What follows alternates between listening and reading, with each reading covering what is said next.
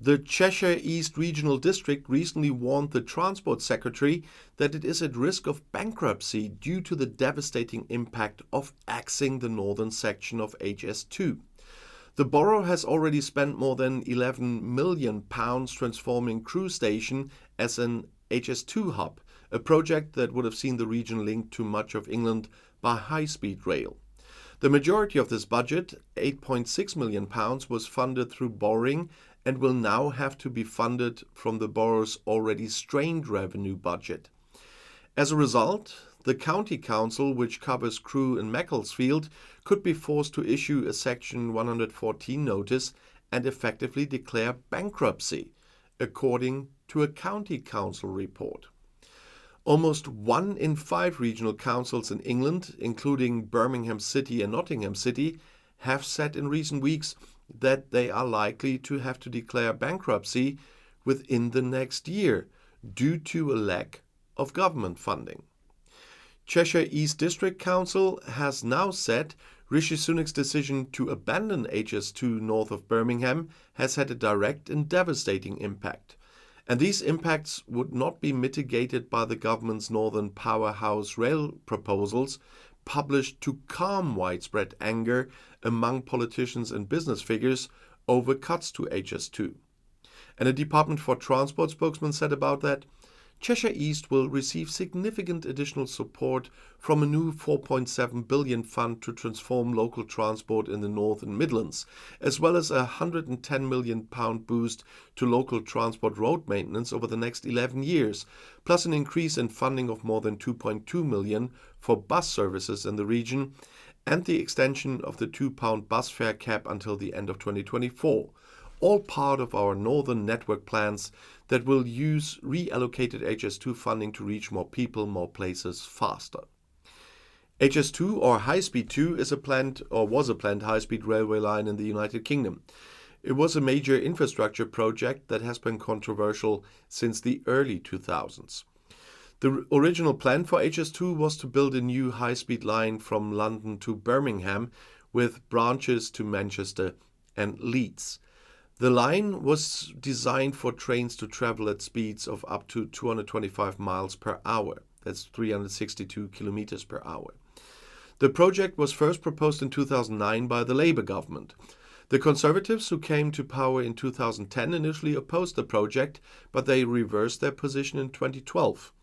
In 2017, the government approved the phase 1 of the project, which was supposed to link London to Birmingham. Construction of phase 1 began in 2020 and is expected to be completed in the early 2030s. In 2023, the government announced that it would not be going ahead with the phase 2B of the project, which would have linked Birmingham to Leeds.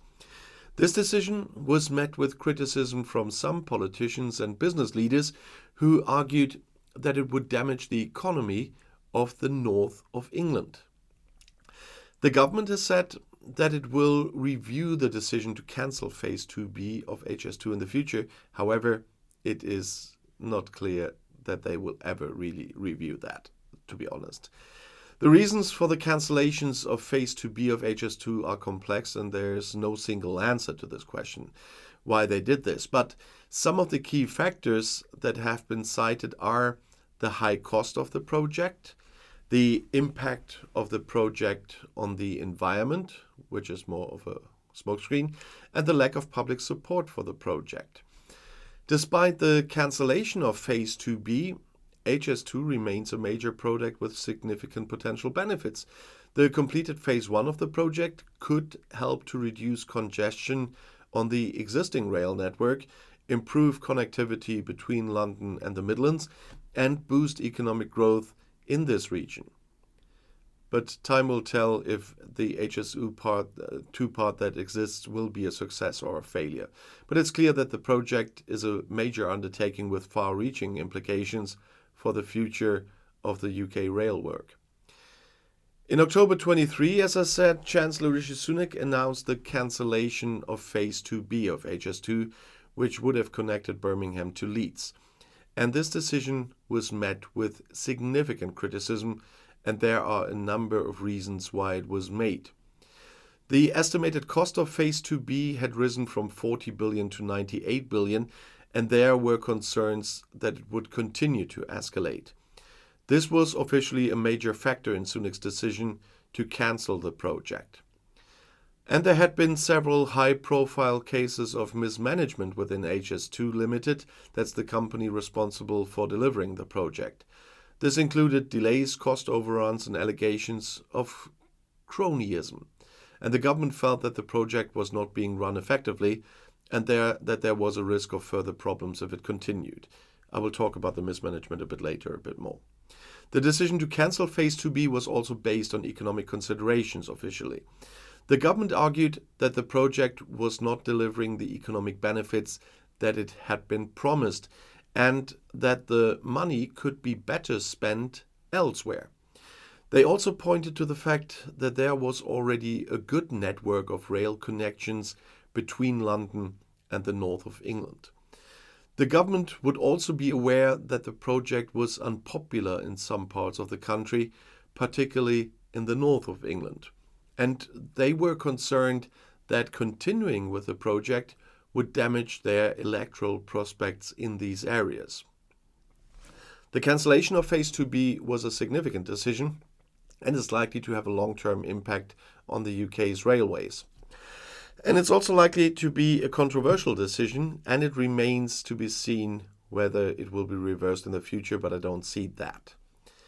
But as I said, HS2 has been plagued by mismanagement issues throughout its development, and there have been a number of issues here. The project has been consistently delayed, with the completion date for Phase 1 slipping from 26 to 33. And this has been due to a number of factors, including the complexity of the project, the need to acquire land, and legal challenges. The project's estimated cost has spiraled from 32 billion in 2012 to 106 billion in 23, and this has been due to a number of factors, including the need for additional tunnels and bridges, and the rising cost of materials. I mean, tunnels and bridges, who would have known before? And there have been allegations that HS2 Limited has favored certain contractors and consultants, and that some of these contracts have been awarded without proper tendering processes. HS2 Limited has been criticized for its lack of transparency and accountability. The company has been accused of failing to properly monitor the project's progress and the costs. In 2023, the government's Infrastructure and Projects Authority published a scathing report on HS2, which highlighted the project's mismanagement and poor governance. The report concluded that HS2 Limited was unachievable and that the project should be scrapped. The government's decision to cancel Phase B of HS2 was partly a response to the IPA's report.